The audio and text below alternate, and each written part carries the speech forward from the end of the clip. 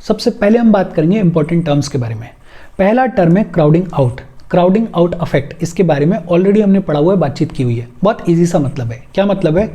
जब गवर्नमेंट अपने fiscal deficit को मैनेज करने के लिए एक्सेसिव बोरोइंग्स लेती है, जब सरकार अपने डेफिसिट को मैनेज करने के लिए खूब सारे लोन्स लेती है, मार्केट से पैसा उठाती है, आरबीआई से बोरो करती है, अदर बैंक से बोरो करती है, तो इस एक्सेसिव बोरोइंग्स की वजह से क्या होता है, प्राइवेट सेक्टर के लिए जो अवेलेबिलिटी ऑफ फंड्स है वो बेहद कम हो जाती है।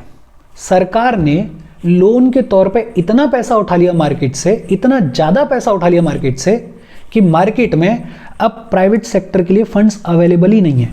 और सोच के देखो, कोई भी ऐसी इकोनॉमी जहां प्राइवेट सेक्टर के लिए फंड्स की अवेलेबिलिटी नहीं है, वो अच्छी चीज़ है, खराब चीज़ है? बट ऑब्वियस सी बात है, खराब चीज़ है। खराब क्यों है? बिकॉज अगर प्राइवेट सेक्टर के हाथ में पैसा नहीं होगा तो प्राइवेट सेक्टर इन्वेस्टमेंट नहीं करेगा, और अगर प्राइवेट सेक्टर इन्वेस्टमेंट नहीं करेगा तो हमारी इकोनॉमी ग्रो नहीं करेगी।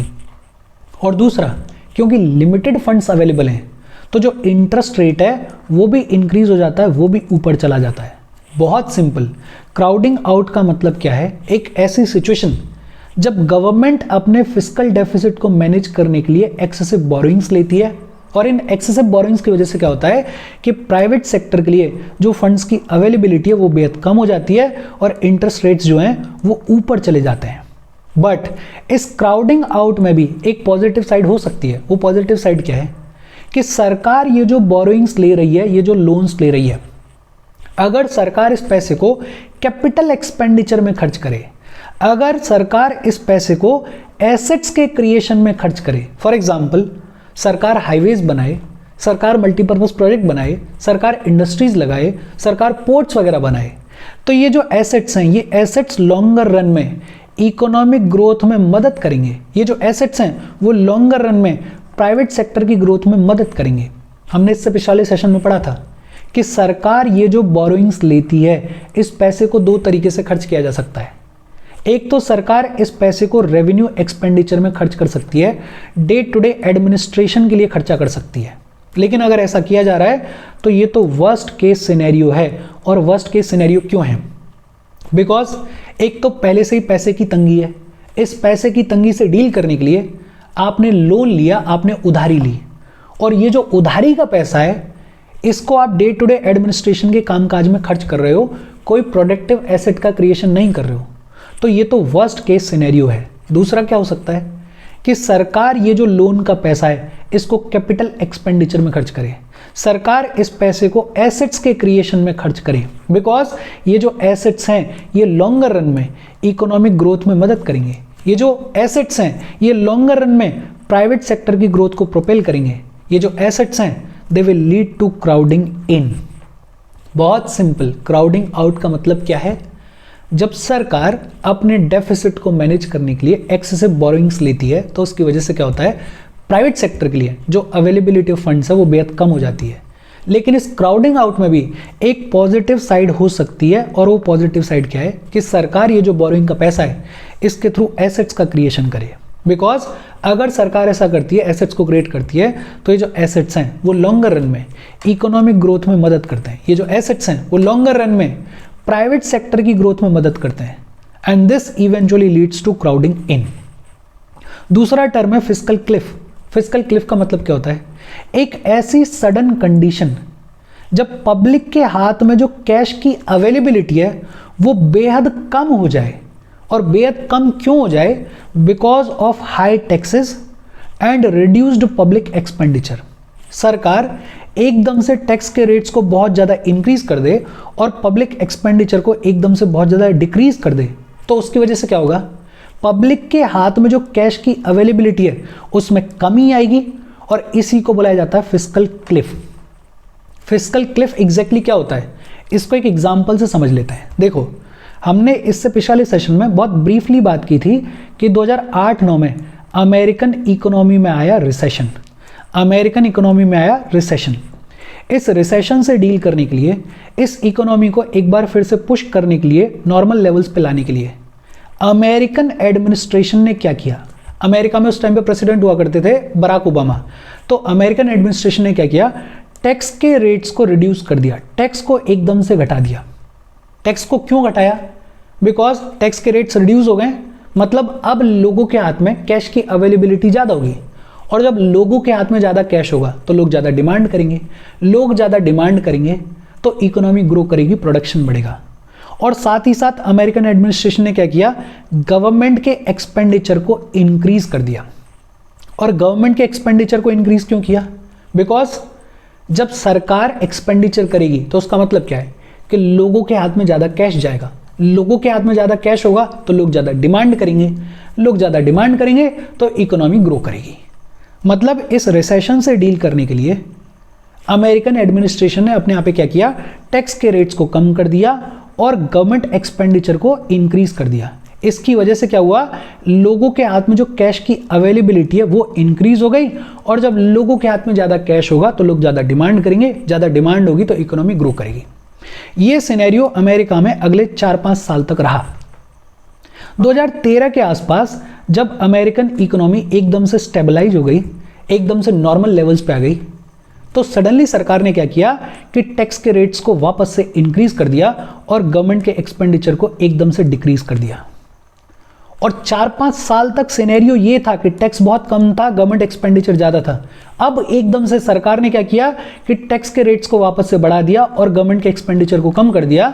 तो इसकी वजह से क्या हुआ, सडनली लोगों के हाथ में जो कैश की अवेलेबिलिटी है वो डिक्रीज हो गई, और इसी को बुलाया जाता है फिस्कल क्लिफ। एक ऐसी सडन कंडीशन जब लोगों के हाथ में जो कैश की अवेलेबिलिटी है वो बेहद कम हो जाए because of high taxes and reduced public expenditure. बहुत सिंपल से टर्म्स हैं, इनको लिखते चलना। तीसरा टर्म है फिस्कल ड्रैग।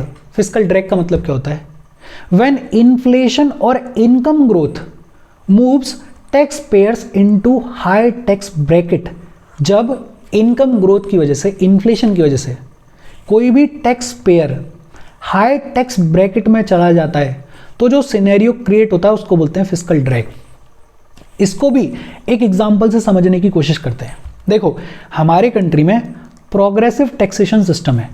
इसका मतलब क्या है कि जिसकी जितनी ज़्यादा इनकम होगी उतना ज़्यादा उस पर टैक्स लगेगा। तो जैसे जैसे लोगों की इनकम बढ़ती है वैसे वैसे उनके ऊपर जो टैक्स लग रहा होता है वो भी बढ़ता है। अच्छा, एग्जाम्पल लेते हैं अपन। एग्जाम्पल क्या है, मान लेते हैं कि 3 लाख तक की जिनकी इनकम है उनके ऊपर 0% टैक्स लगता है।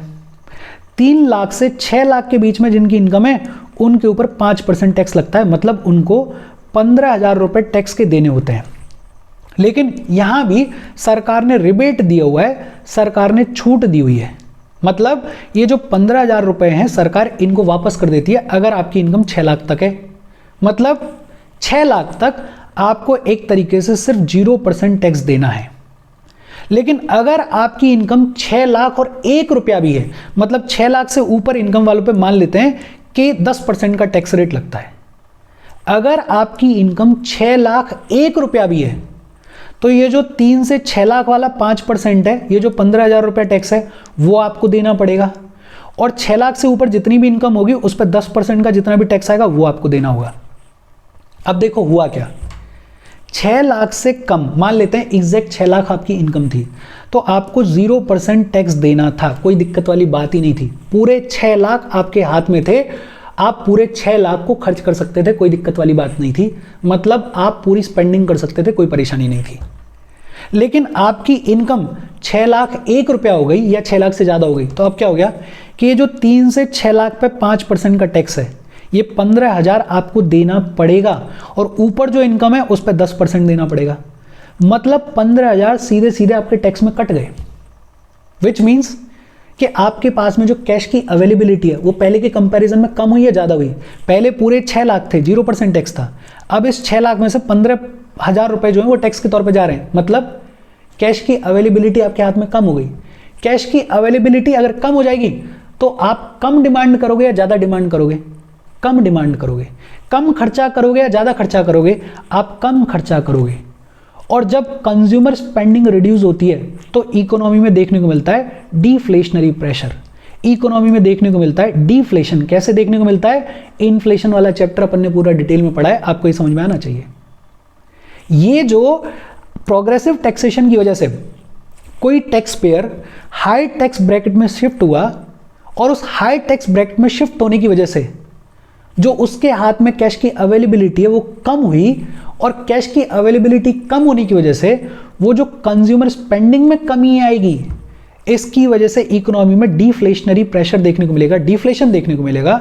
इसको बुलाया जाता है फिस्कल ड्रैग। क्या बुलाया जाता है? Fiscal drag. वो सिनेरियो जब आपकी इनकम बढ़ने की वजह से आप as a tax payer high tax bracket में शिफ्ट हो गए, मतलब अब आपको ज़्यादा टैक्स देना पड़ रहा है, और क्योंकि आपको ज़्यादा टैक्स देना पड़ रहा है तो आपके पास में जो अवेलेबिलिटी ऑफ कैश है, जो पैसा बचेगा आपके हाथ में, वो कम हो जाएगा। जब कम पैसा आपके हाथ में बचेगा तो आप कम डिमांड करोगे, आप कम खर्चा करोगे, कम डिमांड करोगे, कम खर्चा करोगे, तो इकोनॉमी में डिफ्लेशन देखने को मिलेगा। इसको बुलाया जाता है फिस्कल ड्रैग। बहुत सिंपल। फिर चौथा टर्म है ऑफ बजट लाइबिलिटीज। नाम से क्लियर है, ऑफ बजट लाइबिलिटीज। एक तो सरकार की बजट लाइबिलिटीज हो सकती हैं कि भाई बजट में जो चीज़ें कही गई हैं उसके लिए सरकार बोरोइंग्स ले रही है, उसके लिए सरकार लोन ले रही है, उधारियां ले रही है। लेकिन एक हो सकती है ऑफ बजट लाइबिलिटीज, ऐसी चीज़ें जो बजट में मेंशन्ड नहीं है लेकिन उन पे सरकार को खर्चा करना है, कोई पॉलिसी मैटर है उस पे सरकार को खर्चा करना है। फॉर एग्जाम्पल इसको ऐसे देख लेते हैं, ये जितना भी मिडिल ईस्ट है इसमें कोई क्राइसिस आया, क्राइसिस आने की वजह से मान लेते हैं कि वहाँ पे जो ऑयल के प्राइसेस हैं वो बहुत ज़्यादा इंक्रीज हो गए, पेट्रोल के प्राइसेस जो हैं वहाँ पे बहुत ज़्यादा इंक्रीज हो गए। अब सरकार को अपने लोगों का भी ध्यान रखना है। सरकार यहाँ पे जितना इंक्रीज हुआ है, मिडिल ईस्ट में जितना भी ऑयल प्राइसेस में इंक्रीज हुआ है, उसको पूरी तरीके से अपने लोगों पे शिफ्ट नहीं कर सकती है, नहीं तो लोग परेशान हो जाएंगे कि यार इतना सिग्निफिकेंट एकदम से आज पेट्रोल 100 का था आपने 200 को कर दिया, कैसे हो सकता है ये। तो सरकार को बीच में क्या करना पड़ेगा? सरकार को बीच में ये जो नुकसान होगा प्राइसेस बढ़ने की वजह से वो खुद के ऊपर झेलना पड़ेगा। ये पॉलिसी मैटर्स, ऐसे पॉलिसी मैटर्स जिनका मेंशन बजट में नहीं है, उनकी वजह से अगर सरकार के ऊपर कोई लाइबिलिटी आती है, कोई खर्चा आता है, तो उसको बोलते हैं ऑफ बजट लाइबिलिटी। क्या बोलते हैं? Of budget liability. ये जो ऑफ बजट लाइबिलिटीज होती हैं इनको डेफिसिट के कैलकुलेशन में इंक्लूड नहीं किया जाता है। ऑफ बजट लाइबिलिटीज, एक तो बजट की लाइबिलिटीज है कि बजट में जो चीजें लिखी हुई हैं उसके लिए आपको पैसे का खर्चा करना है, लेकिन कभी कभी क्या होता है कि कोई ऐसी चीज जो बजट में मेंशन्ड नहीं है लेकिन सडनली हो गई है जिसकी वजह से सरकार के ऊपर खर्चा आ गया है, तो उसको बोलते हैं ऑफ बजट लाइबिलिटीज। ये जो ऑफ बजट लाइबिलिटीज हैं इनको डेफिसिट के कैलकुलेशन में कंसिडर नहीं किया जाता है। Liabilities arising not because of borrowings or use of public money by government but because of various policy matters। जैसे कि अपन ने एग्जाम्पल में देखा कि मिडिल ईस्ट में ऑयल के प्राइसेस इंक्रीज हुए लेकिन सरकार उस पूरे बर्डन को आम आदमी पर शिफ्ट नहीं कर सकती, तो सरकार को लाइबिलिटी अपने कंधे पे लेनी पड़ेगी। इसको बोलते हैं ऑफ बजट लाइबिलिटी। फिर इसके बाद टर्म है फिस्कल स्लिपेज। फिस्कल स्लिपेज का मतलब क्या होता है? बहुत simple, when the actual fiscal deficit is more than what was expected. आपने जो एस्टिमेट लगाया था फिस्कल डेफिसिट का, आपने जो अनुमान लगाया था फिस्कल डेफिसिट का, अगर आपकी एक्चुअल फिस्कल डेफिसिट उससे ज़्यादा रहती है तो इसे कहा जाता है फिस्कल स्लिपेज। फॉर एग्जाम्पल 2018-19 के बजट में जो एस्टिमेटेड फिस्कल डेफिसिट थी, जो फिस्कल डेफिसिट का अनुमान लगाया गया था, वो लगाया गया था कि fiscal deficit 3.3% of the GDP रहेगी, लेकिन जब साल निकला तो एक्चुअल फिस्कल डेफिसिट कितनी रही? 3.4% ऑफ द जीडीपी। ये जो आपने थोड़ा सा मिस किया अपने एस्टिमेट में, इसी को कहा जाता है fiscal slippage. When the actual fiscal deficit is more than what was expected it is known as fiscal slippage. अगला टर्म है फिस्कल स्टिमुलस। फिस्कल स्टिमुलस का मतलब क्या होता है? जब गवर्नमेंट इकोनॉमी को स्टिमुलेट करने के लिए, इकोनॉमी को पुश करने के लिए मॉनेटरी पॉलिसी और फिस्कल पॉलिसी के चेंजेस को यूज करती है, तो उसे कहा जाता है फिस्कल स्टिमुलस। फॉर एग्जाम्पल सरकार टैक्स के रेट्स को कम कर दे, सरकार अपने एक्सपेंडिचर को बढ़ा दे, या जो आरबीआई है वो इंटरेस्ट रेट्स को कम कर दे।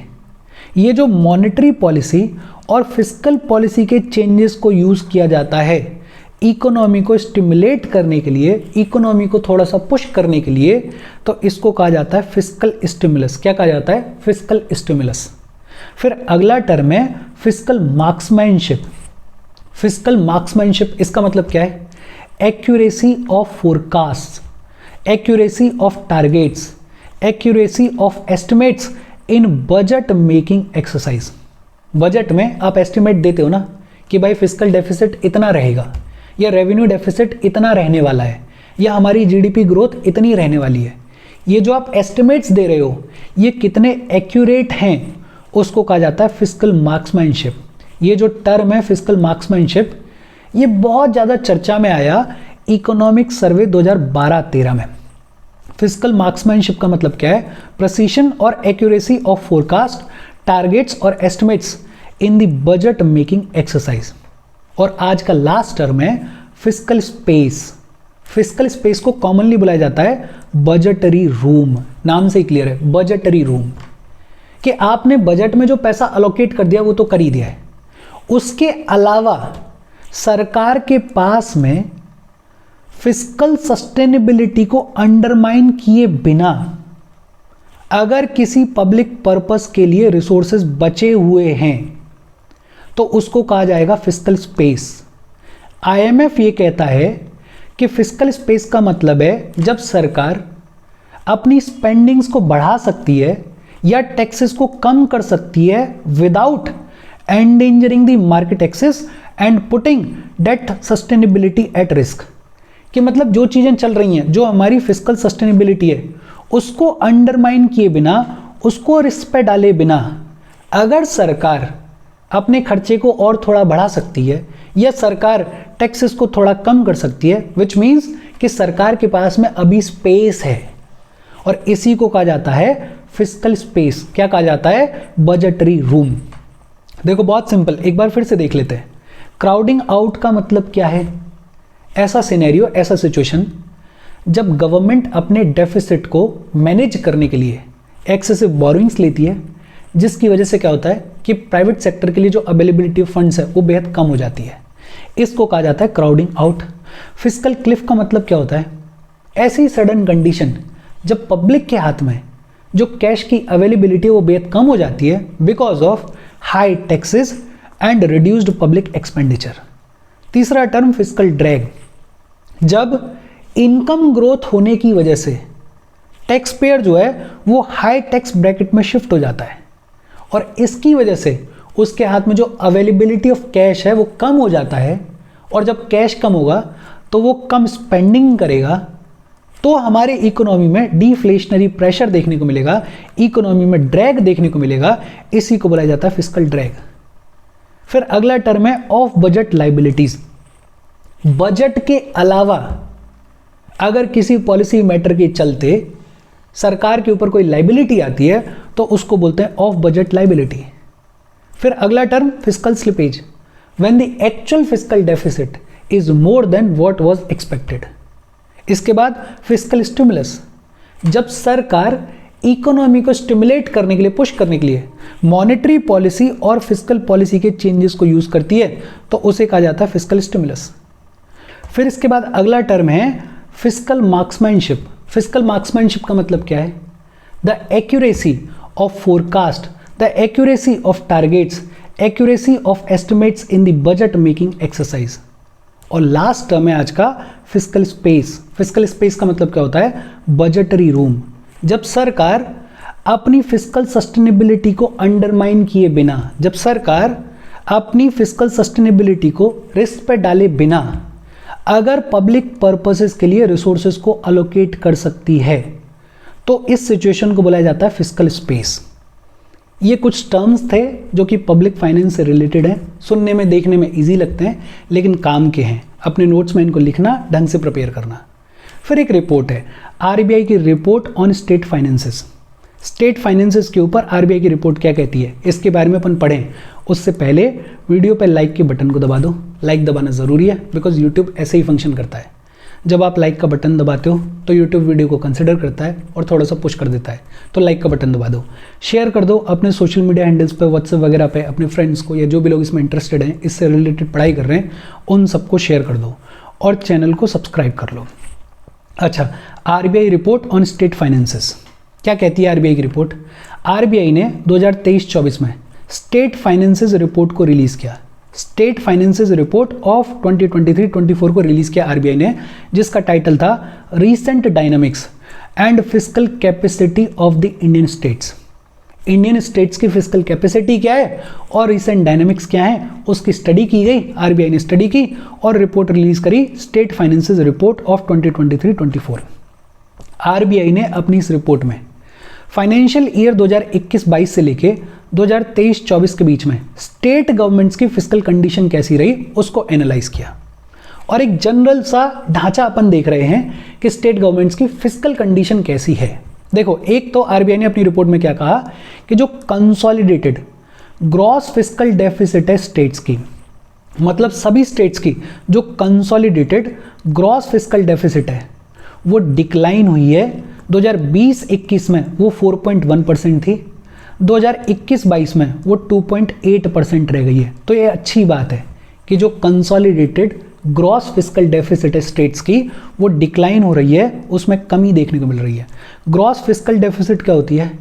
एग्रीगेट एक्सपेंडिचर में से रेवेन्यू रिसीट्स को और non debt creating capital receipts को माइनस कर दो। ये ध्यान रखना, सिर्फ non debt creating capital receipts को अपन यहां पे कंसिडर कर रहे हैं। फिर इसके अलावा आरबीआई की रिपोर्ट ने क्या कहा कि डेट टू जीडीपी रेशियो जो है स्टेट्स का वो मार्च 2023 के एंड में 27.5% था, 2021 मार्च के एंड में 31% था। मतलब जो डेट टू जीडीपी रेशियो है उसमें भी डिक्लाइन देखने को मिला है, ये भी अच्छी बात है। स्टेट्स का खुद का जो टैक्स रेवेन्यू है वो इंक्रीज हुआ है। 2022-23 में स्टेट्स का जो खुद का टैक्स रेवेन्यू है वो कितना था? 6.9%। 2003-04 में वो कितना था? 5.7%। स्टेट्स की जो टैक्स बुएंसी है, जो टैक्स रिस्पॉन्सिवनेस है, वो भी पिछले 10 साल में इंप्रूव हुई है। मतलब ओवरऑल अगर रिपोर्ट देखें तो स्टेट्स की जो फाइनेंस की कंडीशन है उसमें बेहतरी आ रही है, वो इंप्रूव हो रही है। मोटा मोटा याद रखो, एक तो ये याद रखो कि स्टेट फाइनेंस रिपोर्ट किसने रिलीज करी? आरबीआई ने रिलीज करी। और जनरल पैटर्न क्या है कि जो कंसोलिडेटेड ग्रॉस फिस्कल डेफिसिट है वो डिक्लाइन हुई है, जो डेट टू जीडीपी रेशियो है वो भी डिक्लाइन हुआ है, स्टेट्स का जो खुद का टैक्स रेवेन्यू है वो इंक्रीज हुआ है और स्टेट्स की जो टैक्स बुएंसी है वो भी इंप्रूव हुई है, उसमें भी सुधार देखने को मिला है। ये जनरल पैटर्न है इन द सेंस कि इन जनरल स्टेट्स जो हैं वो इंप्रूव कर रही हैं फाइनेंस के मामले में। कुछ और नोटेबल फैक्ट्स थे इस रिपोर्ट में, वो क्या थे कि जब अपनी फिस्कल डेफिसिट को मैनेज करने की बारी आती है, जब अपनी फिस्कल डेफिसिट को फाइनेंस करने की बारी आती है तो ज़्यादातर स्टेट्स जो हैं वो मार्केट बोरोइंग्स करती हैं, मार्केट से पैसा उठाती हैं। इसमें एक सिग्निफिकेंट चीज़ क्या है कि उड़ीसा ने 2021-22 में और 2022-23 में मार्केट बोरोइंग्स को नहीं लिया है, मतलब मार्केट बोरोइंग्स नहीं की हैं। मतलब उड़ीसा इकलौता ऐसा स्टेट है जिसने 2021-22 में और 2022-23 में मार्केट बोरोइंग्स नहीं की हैं। अदरवाइज जनरल पैटर्न क्या है कि स्टेट्स को अगर अपने फिस्कल डेफिसिट को फाइनेंस करना होता है तो वो मार्केट बोरोइंग्स करती हैं, मार्केट से लोन लेती हैं। 2023-24 में स्टेट्स का जो नॉन टैक्स रेवेन्यू रिसीट्स हैं वो लगभग 8% के आसपास रही। 2023-24 में स्टेट्स की इन जनरल अगर बात करें तो जो नॉन टैक्स रेवेन्यू रिसीट्स हैं, मतलब रेवेन्यू रिसीट्स में भी वो हिस्सा जो नॉन टैक्स के थ्रू आता है वो कितना रहा? लगभग 8% रहा। लेकिन ये जो नॉन टैक्स रेवेन्यू रिसीट्स हैं वो बहुत ज़्यादा रही मिनरल रिच स्टेट्स के लिए, जैसे छत्तीसगढ़, जैसे झारखंड, जैसे उड़ीसा, बिकॉज इन स्टेट्स के पास में माइनिंग की रॉयल्टी आती है। अब रेवेन्यू डेफिसिट अगर ज़्यादा है तो इसका मतलब क्या है कि सरकार को ज़्यादा पैसा बोरो करना पड़ेगा इस रेवेन्यू डेफिसिट को फंड करने के लिए। और अगर सरकार रेवेन्यू डेफिसिट को फंड करने के लिए उधारी ले रही है तो वो अच्छी बात है, खराब बात है? बट ऑब्वियसली बात है कि वो खराब बात है। ये अपन यही कह रहे हैं ना कि सरकार का जो नॉन टैक्स रेवेन्यू रिसीट्स हैं वो सिर्फ 8% थी। स्टेट गवर्नमेंट की बात कर रहे हैं, सरकार से मेरा मतलब स्टेट गवर्नमेंट। 2023-24 में कितनी थी? सिर्फ 8%। इसका मतलब रेवेन्यू डेफिसिट है, और रेवेन्यू डेफिसिट को अगर फंड करना है तो सरकार को लोन लेना पड़ेगा, सरकार को बोरो करना पड़ेगा। और अगर सरकार बोरो कर रही है तो ये कोई अच्छी बात नहीं है। इस पूरे सेगमेंट में जितनी भी बार मैंने सरकार बोला है वो सरकार कौन सी है? स्टेट गवर्नमेंट की बात हो रही है। और इसके साथ आज की हमारी बातचीत खत्म हो गई। ये जो रिपोर्ट है, इस रिपोर्ट में तो बहुत ज़्यादा चीज़ें हैं नहीं, ब्रॉड चीज़ें याद रखो कि कौन इश्यू करता है, और फिर ब्रॉड ये याद रखो कि पैटर्न क्या रहा है। ये जो टर्म्स हैं, इन टर्म्स को थोड़ा ढंग से याद रखना, बिकॉज देखने में इजी लगते हैं लेकिन ये काम की चीज़ है, प्रीलिम्स में तो खूब ही काम आते हैं। अगर आपको छोटे छोटे टर्म्स के मतलब पता है तो बहुत सारे ऑप्शंस को आप एलिमिनेट कर सकते हो बहुत ईजीली। तो इन टर्म्स को ढंग से देखना, नोट्स को प्रिपेयर करना, कोई डाउट हो तो कमेंट करके पूछ लेना। Thank you very much.